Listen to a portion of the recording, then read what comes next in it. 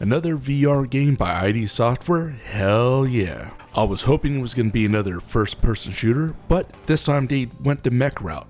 Not saying that it's bad, but I was really hoping to be shooting some Nazis or having some hand-to-hand combat with them. On the flip side, I definitely like that they're taking a totally different approach by taking a mech game into an ID Software game. I believe this is going to be good, so let's dig into it. For the record, ID Software has always made beautiful looking games, especially with lower end hardware. And this game, you can definitely see it even in the PlayStation 4 version. It has high detail that is quite crisp, considering it's on the PlayStation 4, and in the PlayStation 5, oh, it is beautiful. That same type of quality transfers over to the sound design, as everything sounds crisp and clear and it matches with your controls.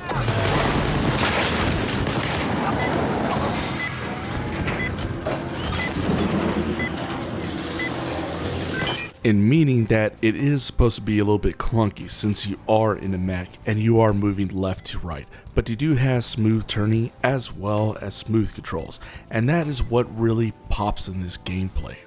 However, the storyline, well, it's pretty much forgettable. Well, what do you really need to remember besides killing Nazis? Well, the reason why you're there. It starts off where you're strapped to this chair in a type of cargo bay, and you're not really given much of a choice but to be recruited. Oh, so far so good. Let's get to work. To be recruited as a Cyberpilot.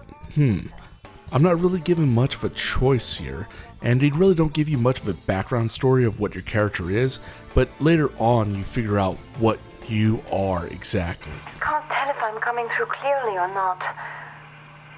I know you're there because I can see you through the security camera. Hey you, can you hear me? You're introduced to the VR controls through remedial schemes such as picking up items and repairing actual mechs. It's more of a demo, as I might say in the beginning part, and then later on it starts picking up as your story progresses. You are given 4 mechs to pilot, well 3 large mechs and 1 drone. Man, the drone missions are just lame. I don't know. It was just something about trying to sneak around and kill Nazis. I really don't want to do that. That's like Medal of Honor, where, hey, you're behind enemy lines and you need to survive. Stop! Keine Bewegung!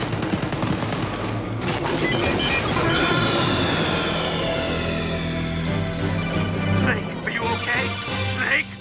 Snake! Here, I am a mech pilot. I need to cause pure chaos, let me stomp around like Godzilla and smash some Nazis. Killing Nazis. Are those missions terrible? No, it was just more of an annoyance. It was something I was not expecting. It is a requirement to go ahead and progress further on to open up certain areas, but I kind of wish we would have went on foot. That would have been so much better, especially doing some hand-to-hand combat. God, I really wanted that to be in this game.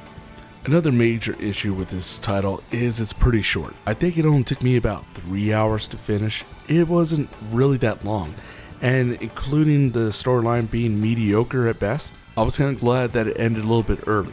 Normally I don't see that about ID Software games, especially Doom VFR.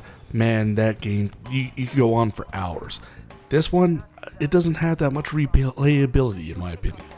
So my final verdict? It's an okay buy. If you pick it up on sale, it's definitely one of those one and done games, so go ahead and take that into consideration before purchasing it. Well, that's all I have to say about that one. Join me on the next one. Until then, see ya.